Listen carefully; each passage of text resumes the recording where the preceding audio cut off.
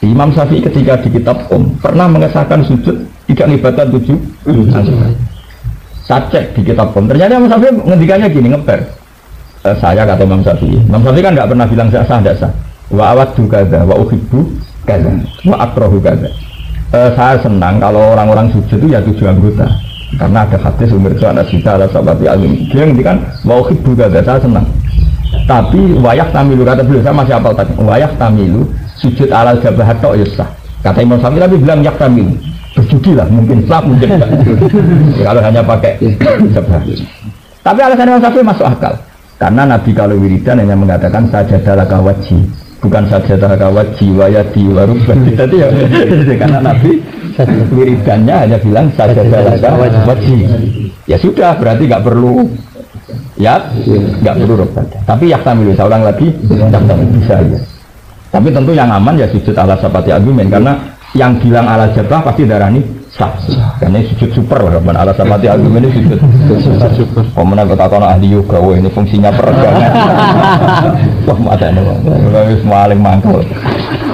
Gua tahu neng kantor pas ada acara sholat khusyuk, bapak agak datang. Kan teko, ya saya teko tuh kalau tiket kan seminar di kota kan nanti kan.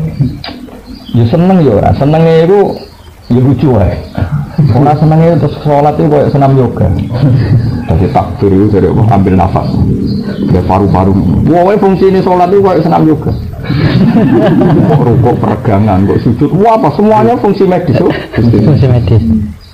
Oke, saya pun iman ya, karena nggak mungkin Allah bikin gerakan tanpa fungsi, tanpa manfaat.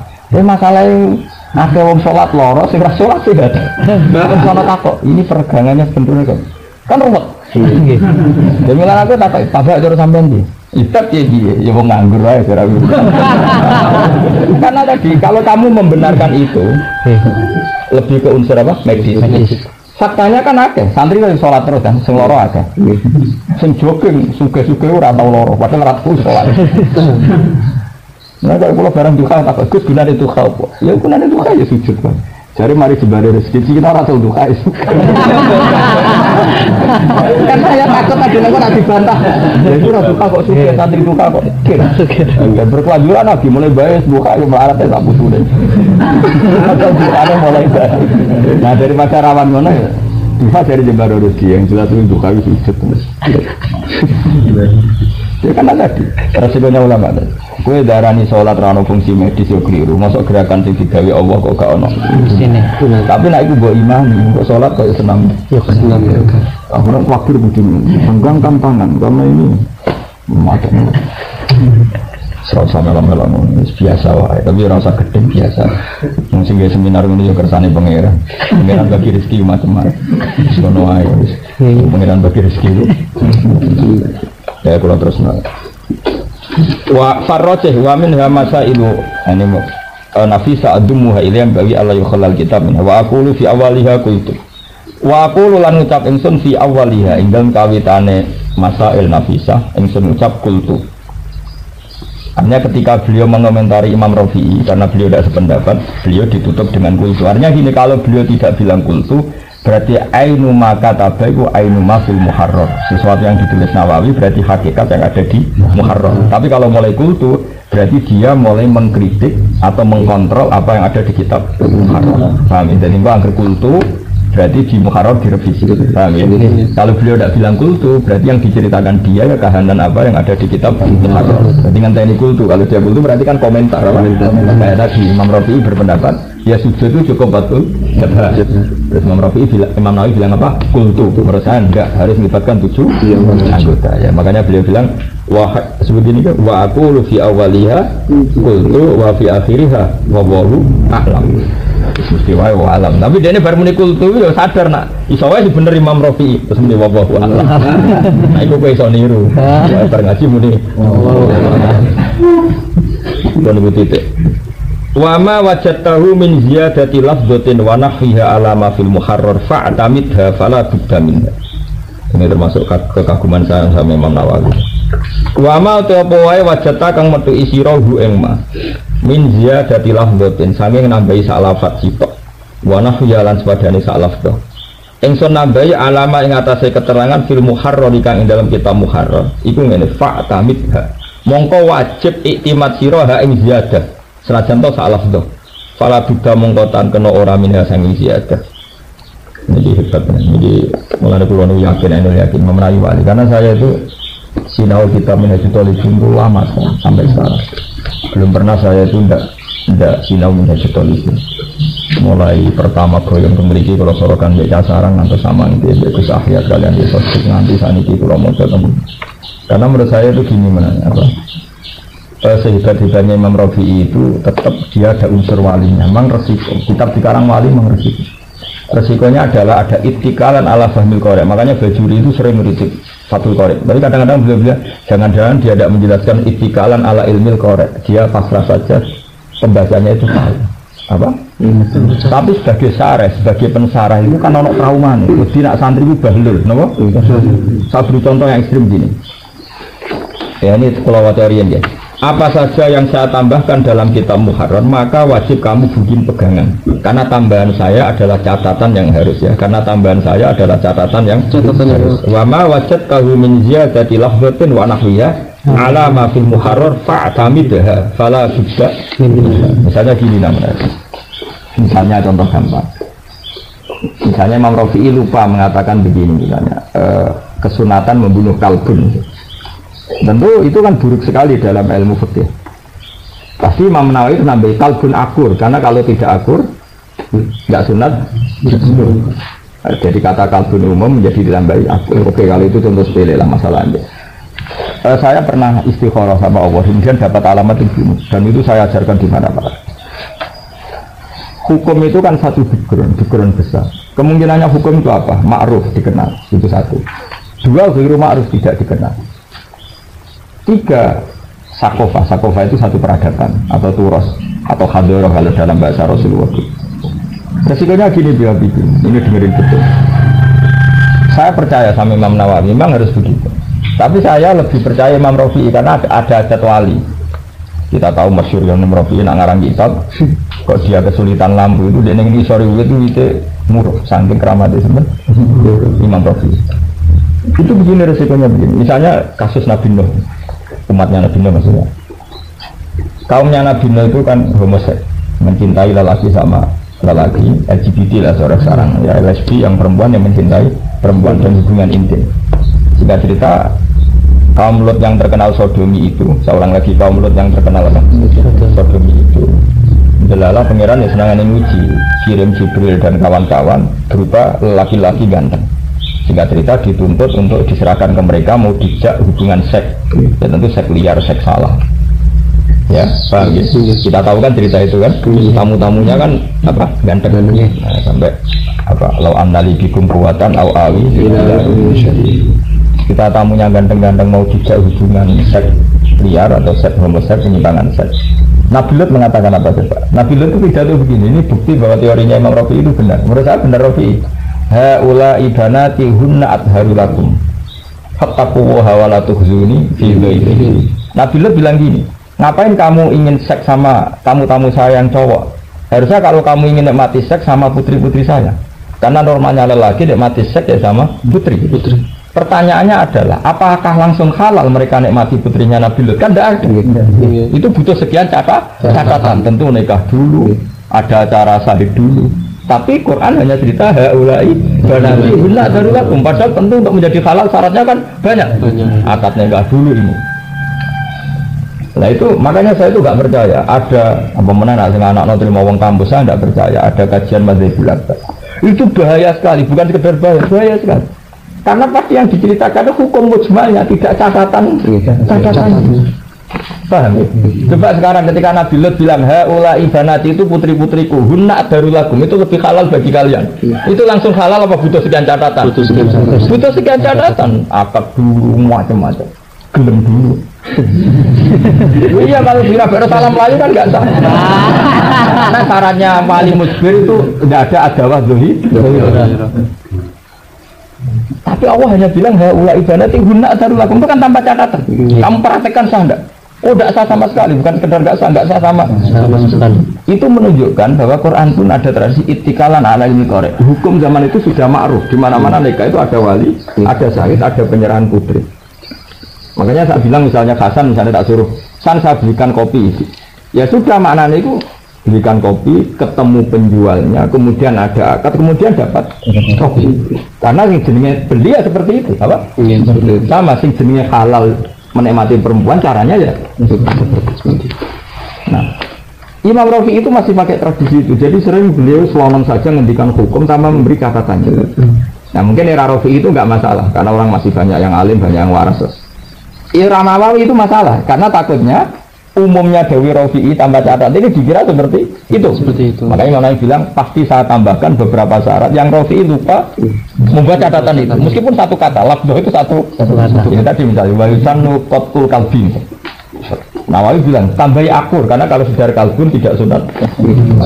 Meskipun salah, meskipun salah. Makanya ini masalah ya. Makanya saya percaya hidup itu harus ada sakofa, harus ada tradisi. Harus ada tradisi. Misalnya ngaji ya, ngaji itu mulai yang. Makanya saya tidak senang ijazah amal itu benar-benar sih.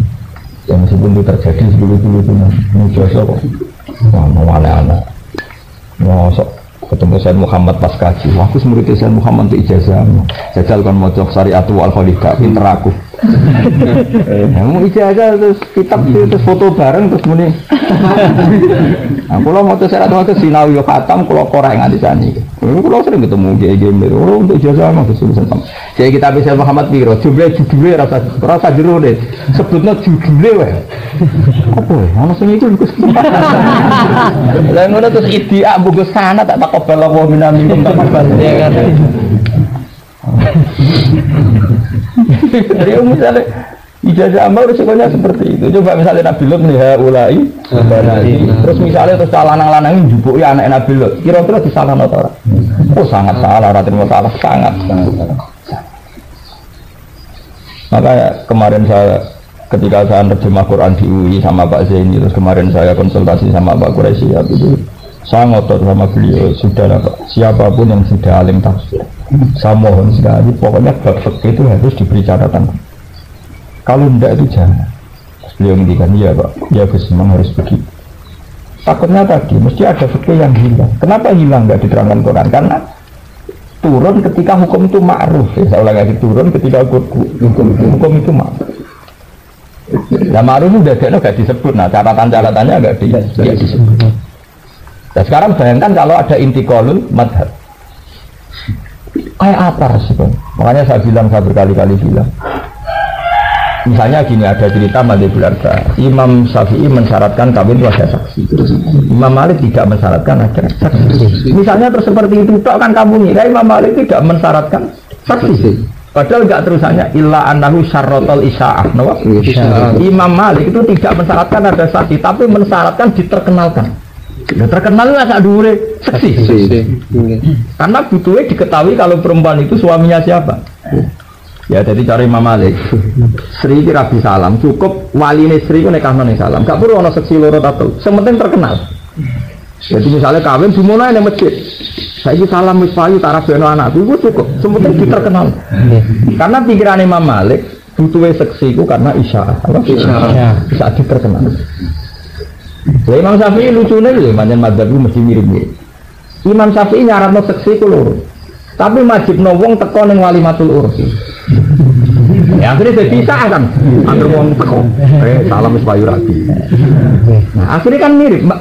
Jadi Imam Malik nyaratno isaah tapi nyarat seksi. Jadi pikiran Imam Malik gunane seksi ku ben ana sing nyekseni nak Sri ku bojone salah.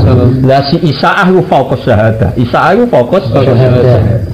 Nah terus misalnya mau dinukil tok separuh-paruh Imam Malik gak nyaratno seksi, kayak apa fatalnya? Padahal ono terusane gak nyaratno seksi tapi nyaratno wajib diterkenal. Kalau ini bener Imam Malik, Imam Syafi'i ora coba salah no, wong majibno teko ning undangan paling masuk. Wah buyute Isa. Itu dari cara santri dibuli untuk kado foto macam-macam. Makan malah elek kuwer dusi soalnya saat kedus mertuane seneng juga dibuka masuk paling gak kayak orang santri di mantu apa santri waduh kedusan orang mertuane ini barang dibuka kok santri-santri ya Allah Nah itu masalah. Makanya kalau suwon kalau nanti terpaksa ada sekolah perbandingan mazhab itu yang mulang harus benar-benar wong alim sing waro, karena itu yang masih jaga originalitas syarat-syarat yang tidak disebut di penukilan mazhabul arba'ah. Dan itu bahaya. Saya ulang lagi itu bahaya. Karena pasti mana kalau nu gak ada mati berapa sampai tadi buat nanti kalau kalau mesti bodoh nih. Wong fikih Syafi'i tok sak Wahabi sami ini kok madzhab lebar sami ini. Itu ngene. Wis ora usah ora detail ya tambah deh. Madzhab lebar kan orang sing gedene kok sami ini. Iku wis critakno 4 wong Syafi'i tok ya ono Wahab sami ini. Kok iki ngene berarti ono catatan-catatan hukum sing ora ada dibuang mesti buang kabeh. Ya semua kok iki mate gedeng barang. Itu sami ini Wahab. Sami ini lah. Soalnya kita masih berbarang sih sami. Boleh itu. Tapi dua kalau tak sampai tak bocor, tak bocor sedikit. Mesti sekeliru. Orang kamu mungkin sekeliru. Bukan karena kita sombong, kita ini ingin ikhtiar. Tidak boleh hukumnya Allah main-main seperti itu. Tidak. Sama tak ceritani zaman Rasulullah selesai periode Mekah itu kan dakwah. Dakwah itu cara pikirannya kafir Quraisy aneh-aneh. Aneh-aneh itu dianggap aneh-aneh. Ini bukti bahwa hukum nikah itu ma'ruf, hukum nikah itu ma'ruf. Ketika Nabi ku aneh-aneh namun terus diparani sampai tokoh-tokoh Quraisy. Singkat cerita seperti Abu Thalib, pamanmu aneh-aneh, mulai dua ajaran aneh. Tentu zaman itu memang dianggap aneh kan, beda dino apa? Wariban, saya utuh wariban. Di antara yang diomongkan orang-orang kafir apa? Begini saja Abu Thalib, celuk panah-anem, celuk Rasulullah dipanggil. Ya Muhammad, jika kamu aneh-aneh itu ingin harta, jama'na laka malam. Kita-kita akan mengumpulkan harta. Fatakunu aghna Quraisyin, kamu jadi orang paling kaya karena kita kumpulan terus saya saweran kamu tak kasih uang banyak. Dan jika kamu aneh-aneh itu karena mencintai seseorang perempuan, kamu ingin menikahinya, maka kita akan bilang ke keluarganya fazawwasnaka. Itu di semua tarikh fazawwasnaka. Itu kafir Quraisy yang ngomong sebelum datangnya Islam. Jika kamu aneh-aneh karena mencintai seorang perempuan, maka kita datang ke keluarganya, kemudian kita akan nikahkan. Artinya apa? Mereka sadar nak nikahi cawe itu melibatkan wali. Paham ya? Padahal yang ngomong ini preman semua. Kalau mereka pakai omongan kira seng cawe itu gampang tak culik no. Preman, yang ngomong ini preman semua. Preman Quraisy. Tapi mereka bilang, kita bilang ke keluarganya, mereka bilang, kita datangi keluarga itu dan kita nikahkan. Artinya nikah itu ma'ruf, melibatkan wali. Paham ya? Sehingga kalau kita omongan misalnya ono wong dua lesbi atau ono wong homoseks, kita lah kan ngomong lah apa seneng podo lanang tapi itu ora akeh apa terus sampai itu halal jabil kan. Nah itu sama dengan haula ibanati kunna adharu lakum fattaqullaha wa la tukhzuni fi mulane alaysa minkum rasulur rasul. Bukankah kamu orang-orang terpelajar yang harusnya menyalurkan seks tidak seperti itu? Nah, artinya gini, Imam Rafi'i ketika tidak bikin catatan hukum itu tidak salah. Sebenarnya dia lebih mirip Quran. Quran sendiri tidak semua hukum ada catatan lengkap. Karena hukum ini sebagian sudah ma'ruf, apa? Ma'ruf. Ya tadi misalnya nikah, wong kafir lah ngerti, nah nikah mesti ngelibatno walinya perempuan. Paham? Sehingga ketika di tek-tek nikah itu nggak perlu itu ya sudah cukup karena harus ma'ruf. Lalu Quran menghentikan famastamta'tum bihi minhunna fa'atuhunna ujurahunna faridah. Pokoknya nikah itu agar baru rasano bayar mahar. Orang tahu ibadah abdin sahih. Bagian Quran ayatnya dulu membawa khilalakum mawaro'ah dalikum, asal tidak muharramat ya kamu sah nikah. Tentu gagal abdi, orang langsung halal. Karena hukum nikah ini ma'ruf. Nah di sini lah ulama dulu itu masih ngarang dengan tradisi itu hukum yang ma'ruf, terus nggak ada catatan-catatannya karena wis ma'ruf. Paham ini resiko hukum. Ya tapi tadi suatu saat zaman ini kan ma'ruf ini hilang, tingkat kema'rufannya. Nah, ketika hilang ini seorang pengarang kayak Imam Nawawi harus memberikan pos catatan. Karena kalau tidak dikira itu cukup. Imam Nawawi ketika dia wa ma wajadtahu min ziyadati lafdhatin wa nahwiha ala ma fil muharrar fa'tamidha fala budda minha. Tapi tetap tadi ya Imam Muharrar enggak salah ya karena tadi mungkin daerah itu masih ma'ruf apa? Ma'ruf, hukum itu ma'ruf. Menurut terus. Wa kadalan hale koyo mengkono-mengkono wujubul i'timad. Wa kada wakal i'timad lima wajadtahu min ziyadati Jadi nak cara rujuk Mbah Jubair wong alim wa kada wakal iktimat lima wajat tahu minas ya. Kamu juga harus iktimat. Ma te apa wae wajata kang metu isirahu imam minal azkari sing boro-boro wiridan. Mukhalifan hale berbedani lima fil muharrar maring kitab muharrar wa irihi sange kitab liyane muharrar mingku tu bil fikhi sing boro-boro kitab fikih. Pak tamit mongko cecekelana sirahu ing ma zituhu nggih gaya rujuk tandal ma zituhu apa yang saya tambahkan atau ma wajat tahu minas ya ziyadah. Rujuk dua Pak tamit mongko cecekelana sirahu ing ma wajat tahu minas ziyadah. Fa ini mongko satam ingsun hak waktu wis nahkekno ingsun hu ing ma wajat tahu minas ziyadah min kutubil hadis sing boro-boro kitab hadis al mu'tamadi kang kena jumbo tetangga khas Imam Nawawi. Nak ana wiridan tekku kok beda kaya teke muharrar melok aku wae mergo wis tak konfirmasi mbek kitab hadis. Nak kita muharrar paling riwayat bil makna gamane. Pancen tak cek ngono tenan. Imam Nawawi kan tau nyarai Muslim, dadi dene pancen pinter hadis. Lah Imam Rafi'i wis kaya kowe maksudnya ning bab wiridan wis alafate mirip muradif lah gamane. Nah, pokoke ngono wae, pokoke ngono. Ajar Imam Nawawi, nak wiridanku kok beda mbek muharrar, anut aku wae. Mergo sing wae ku tak cek mbek kitab-kitab hadis. Nak muharrar paling riwayat bil makna, wis anut aku wae. Jadi Imam Nawawi refleksine piye wa kata ma wajat tahu minal azkar wa mukhalifan bima fil muharrar jumri wa ghairihi. Menada muharrar wis kabeh. Mingkutubil fikih. Ya jan kita pakai ruwet, kalau ngecek bolak-balik pancen sak enake ya, nggih wiridan sak enake. Mergo mau sing aran kan rapati apal hadis.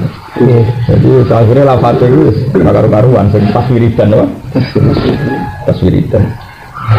Saya Imam Nawawi ya, anut aku wae ya. Pak tapi wis anut aku wae. Fa inni haqqatuhu min kutubil hadis al-mu'tamad. Aku tak cek sing mirip hadis itu kitabku, ora kitab wong-wong iku dari Imam Nawawi. Kira-kira malah muni ngono, kira Imam Nawawi. Biasa.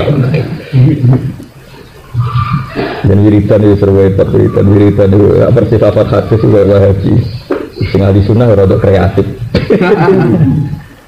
Tapi orang persis semua kok dicoba rapat itu semua berarti nggak iso ya persis tapi orang krono berarti ya kepengen persis soal waktu ukat timulan terkadang di sana yang surga ada masa ini pasti expectation masalah pasal di munasabatin krono ono keserasian abis disorin atau krono ngeringkas waru sama ketambulan terkadang di sana yang faslan yang pasal di munasabati krono munasabah.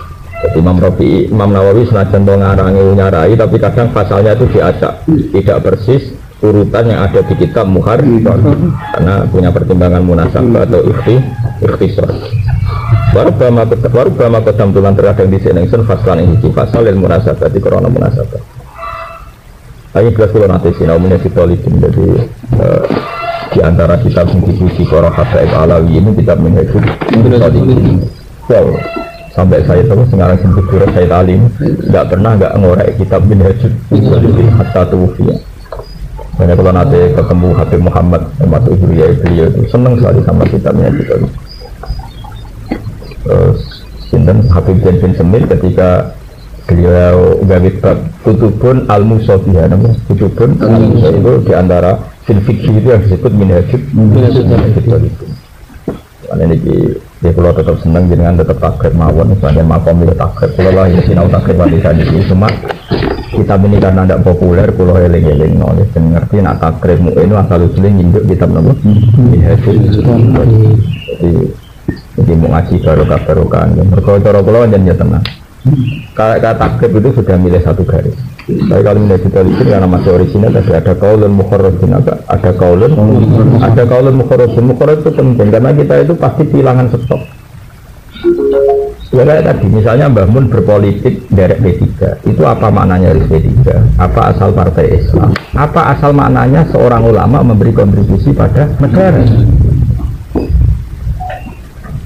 atau yang penting ulama dan umarok tidak benturan buktinya guru-guru kita berkontribusi sehingga contoh P3 ya tidak mesti ta'yin PKB ya tidak mesti ta'yin semuanya tidak mesti kita tahu misalnya bahasa hal tidak berpolitik tapi memberi kontribusi pada negara ada ulama-ulama yang nggak pernah berhubungan dengan negara Bapak Dimyati Pandigelam Mbak Fadl tapi juga menjaga stabilitas nasional karena kadang bareng negara itu malah fitnah Nah, makna yang benar ternyata yang terakhir. Sementing al ulama wal umara tahu amani. Sementing saling memberi apa? Ya kayak seperti itu kan. Jadi tidak mesti jaminan. Misalnya saya datang ke orang fasik.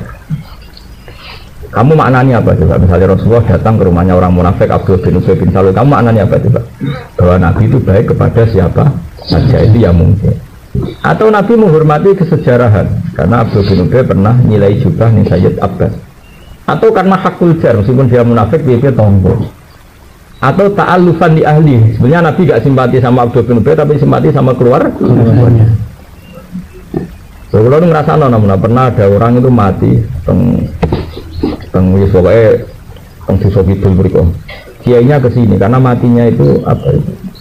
Mati mergo narkoba itu oplosan. Kiainya tanya, "Gus kula nyolati mboten salat itu?" Aku mau mati oplosan. Wis regani ibu. Karena kadang-kadang nyuwun sewu anak-anak yang begitu ibunya yang melok ngaji kiai. Padahal mbahnya orang soleh bisa niatin regani keluarga.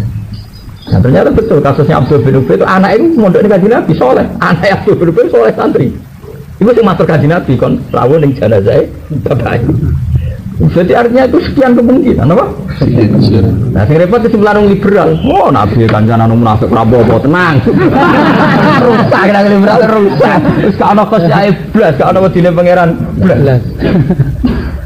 Padahal ada sekian potensi dalam analisis usul.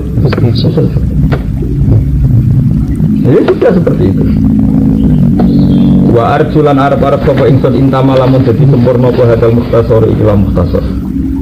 Ingsun arab-arab ayakuna ento napa kita mukhtasar fi makna syarhi ing dalam makna syarah lil muharrari maring kitab muharrar. Dan saya berharap kalau kitab ini khatam fungsinya sama mirip sebagai syarah ya. Jadi saya ini nakriri tapi fungsinya kayak syarah. Jadi wa arjulan arab-arab sapa ingsun intama lamun dadi sempurna apa hadal mukhtasar ikilah kitab ringkesan ingsun arab-arab ayakuna yen to ana apa hadal mukhtasar iku fi makna syarhi ing dalam maknane syarah lil muharram maring kitab muharrar. Jadi kamane kitab ini sama-sama mukhtasar tapi fungsinya kayak syarah karena tadi ada catatan hukum yang di muharrar ndak ada, saya tambahkan. Dewa Imam Nawawi mari fa ini mongko sak temne ingsun la ahwifu ora mbuak ingsun minu sange kitab muharrar se'an ing apa wae minal ahkam sing pro-pro hukum aslan babar pisan. Saya jamin tidak ada kitab muharrar yang tidak tertulis di sini. Semua muharrar ada. La aghdifu minhu syai'an minal ahkam aslan. Wala minal khilafilan aku rambuak khilaf. Maksudnya khilaf yang diterangkan kitab muharrar di sini juga saya terangkan. Walau kana senajan to ana apa khilaf wahian banget lemah. Khilaf sing ra kanggo lah yang muharrar nulis tetap tak tulis di sini. Paham ya? Ma'ama sertane perkara asar tukang isyara ingsun ilahi maring ma minan nafaisi sing boro-boro barang-barang sing indah. Bakar syarat telan teman-teman tumandang ingsun di jam ijus ing dalam ngumpul sak jus bagian latif ingkang cilik ala surati syarhi pengatasi bentuk syarah lidako iki hadal mukhtasari maring detail-detail atau lembut-lembutnya redaksi kitab napa mukhtasar. Lawa maksudi itu tujuan ingsun bihi kelawan iki ku akan dihu ngeling. Lawa maksudi itu tujuan ingsun bihi kelawan iki tasrek atau bihan ikilah taklif iku akan dihu ngeling no alal hikmati yang atasnya hikmah fil ausili ing dalam pindah an ibaratul muharram sangking redaksine kitab muharram. Jadi maksudnya saya dalam banyak hal kadang redaksi kitab muharrar saya ganti. Karena kalau tidak saya ganti, mari muhim, mari salah ya mungkin kan potensi itu kan mungkin senengnya manusia bodoh manusia. Misalnya sampai tak tanya, misalnya contoh gampang takrib yang kamu kenal itu takrib. Takrib itu kan namanya takrib, disarai fathul qarib. Terus fathul qarib disarai bajuri, paham ya? Berarti bajuri syarhun ala syarhin. Nah, misalnya takrib bilang al jamaah sunnatun muakkadatun apa? Sunnatun muakkadatun bersama syarah dibenarin, yang benar itu kaya, paham ya? Itu kan berarti redaksi asli diganti sama siapa? Syarah sama fathul qarib. Karena redaksi ini dianggap bahaya cara disiplin ilmu. Kalau cara disiplin ilmu kan begini, Rasulullah itu pernah merangi orang yang meninggal jamaah. Nggak mungkin dong orang kalau diperangi mergo ninggal sunat. Berarti bahasa sunat itu menurut saya salah sama sekali. Cara disiplin ilmu. Cara kowe kan naruh bisa nih, cara bakat ulama. Sing cara kowe bakat ulama, saya ulang lagi ya. Kita kan pernah dengar cerita kata Rasulullah, saya sekali-kali ingin datang ke masjid tapi tidak jadi imam, kata Nabi. Sholat kemudian biar dipimpin santri-santri. Saya mengajak beberapa pemuda takjak bakar omai orang yang tidak masyhur kan hadis itu. Ya saya ulang lagi ya, jadi inginnya Nabi itu pernah berazam membakar rumahnya orang yang tidak. Sekarang pertanyaannya, mungkin nggak ada perlakuan se-ekstrim itu dalam ibadah yang berstatus sunnah? Mungkin nggak? Tidak mungkin kan? Pasti se-ekstrim itu hukuman bagi peninggal fardu, bukan peninggal sunnah. Sehingga kata sunnatun mu'akkadatun di takrib ini masalah cara ahlul ilm. Sehingga diganti fardu kifayah.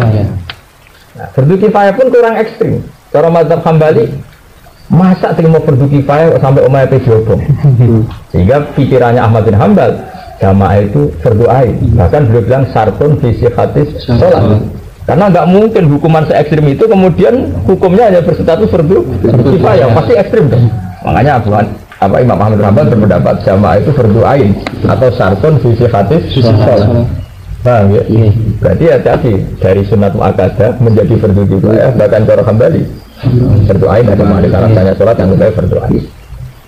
Nah, itu kan kelihatan karena bagi ulama itu penting. Kan nggak mungkin sunat yang kita definisikan dilakoni untuk ganjaran lagi tinggal gak popo. Wong ditinggal rapopo kok Nabi kirim kontingen kon merangi. Ini kan aneh. Nggak mungkin dong kalau status sunat kemudian dapat sanksi se ekstrim itu. Nah, makanya meskipun kita